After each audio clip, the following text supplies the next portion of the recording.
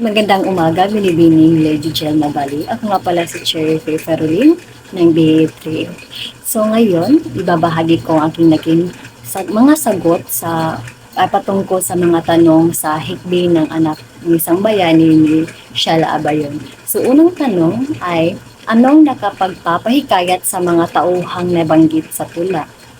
So, para sa akin, ang hikbi ng anak ng isang bayani ni Shalabayon ay naglalahad ng naratibo na may mga elementong nakapaghihikayat tulad ng pagpapakita ng pagnanais na makuha ang katarungan o kahit na ang paghahangad na mapanatili ang dangal ng isang bayani.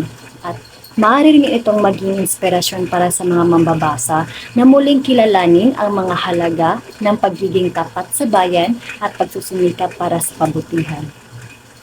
So pangalawa ay, ano ang saluubin ng persona tungkol sa kahirapan at kawalang katarungan nangyari sa lipunan? So, sa tula ay maaaring maramdaman ng persona ang galit, lungkot at pagnanais na magbago ang kawalan ng katarungan at kahirapan sa lipunan.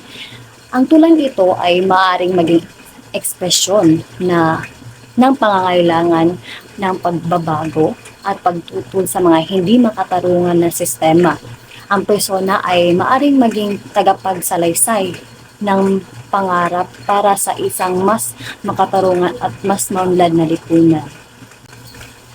Pangatlo ay, anong kamalayan ang pinupukaw ng persona sa mga Pilipino? So sa tulang iyon ay maaaring pinupukaw ng persona ang kamalayan ng mga Pilipino sa mga isyu ng kahirapan, kawalan ng katarungan at pangailangan sa pagbabago sa lipunan.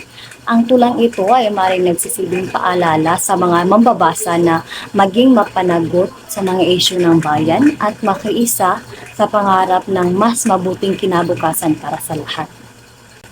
Pang-apat ay, anong problema o pagsalungat ang masasalamin sa nabanggit na mga tauhan sa tula?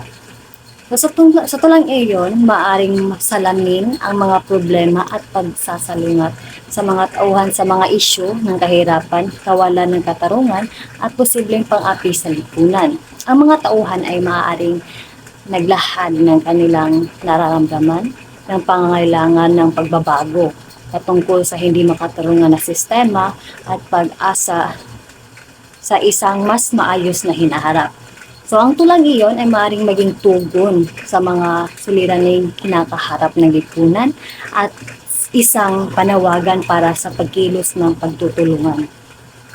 So, panglimang tanong, ito ay, paano nasasalamin ng tula ang psikolohiya ng manunulat? Para sa akin, maaring maging salamin ng psikolohiya ang manunulat sa pamamagitan ng pagpapahayag ng kanyang damdamin, pananaw at pangarap. So, ang pagsusuri ng mga salitang ginagamit, tono ng tula at ang damdamin na ipinasiklab ng manunulat ay maaaring magbigay ng mga pista ukol sa kanyang psikolohikal na kalagayan. Maaaring ito ay galit, lungkot, pag-asa o determinasyon. Ang pag-aambag ng personal na karanasan at pananaw ng manunulat ay nagbibigay buhay sa tula at nagbibigay daan sa mambabasa na mas malalim na maunawa ng kanyang nilalaman. At ang panghuli ay, paano nakakaapekto ang mensahe ng tula sa inyong damdamin at kaisipan? So, ang mensahe ng tula para sa akin ay maaaring makaapekto sa aking damdamin at kaisipan sa iba't ibang paraan. Ang mga makahulugang salita, paglalarawan ng mga pangyayari o damdamin sa tula ay nagbibigay inspirasyon, lungkot, galit, o pag-asa depende sa nilalaman at tono nito. So, nakikita ko ang sarili ko sa mga paksang tinatalakay ng tula na nagdulot ng personal na koneksyon at pagsusuri sa aking sariling karanasan. Ang tula ay maaaring maging isang daan para magbigay lakas, magbigay diin sa isang issue o magtulak sa pagsusuri ng sariling pananaw. At sa pangkalahatan, ang tula ay nagdulot ng emosyonal na apekto sa akin at maaari itong mag-udyok ng malalim na pagmumuni-muni hingi sa mga issue sa lipunan, karanasang pangtao o personal na paglalakbay. So yun lamang po at maraming salamat.